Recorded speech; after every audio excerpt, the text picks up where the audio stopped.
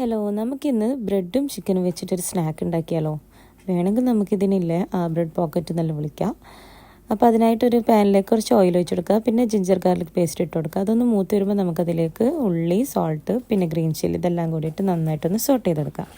ഇനി ഇതിലേക്ക് നമുക്ക് കുറച്ച് Kashmiri chilli powder, garam masala, pepper powder, പിന്നെ ടർമറിക് ഇതെല്ലാം കൂടിയിട്ട് നന്നായിട്ടൊന്ന് സോട്ട് ചെയ്തെടുക്കാം. അതിന് ശേഷം നമുക്ക് ഉപ്പും മഞ്ഞൾപ്പൊടിയും ഇട്ടിട്ട് വേവിച്ച് വെച്ചിട്ടുള്ള ചിക്കൻ ഉണ്ടല്ലോ, അതൊന്ന് ക്രഷ് ചെയ്ത് ആഡ് ചെയ്ത് കൊടുക്കുക. അതിൽ കുറച്ച് വെള്ളം കൂടി ആഡ് ചെയ്ത് കൊടുക്കുക. പിന്നെ ടൊമാറ്റോ കെച്ചപ്പും മയോണീസും കൂടി ഇട്ടിട്ട് നന്നായിട്ടൊന്ന് സോട്ട് ചെയ്തെടുക്കുക.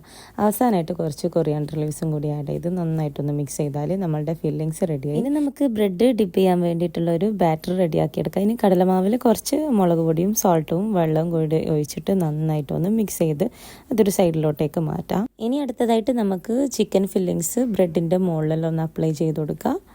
ഇനി വേറൊരു ബ്രെഡ് കൊണ്ട് അത് കവർ ചെയ്ത് കൊടുക്കുക. അതിനുശേഷം നമുക്കിതൊന്ന് കട്ട് ചെയ്തെടുക്കാം. ഇനി നമുക്കിത് നമ്മളുടെ ആ ഒരു കടലമാവിൻ്റെ ബാറ്ററിലൊന്ന് ഡിപ്പ് ചെയ്തെടുക്കാം. എന്നിട്ട് കോൺഫ്ലെക്സിലൊന്ന് കോട്ട് ചെയ്തെടുക്കുക. ഞാൻ ഇത് കോൺഫ്ലെക്സിൽ മാത്രമാണ് കേട്ടോ കോട്ട് ചെയ്യുന്നത്.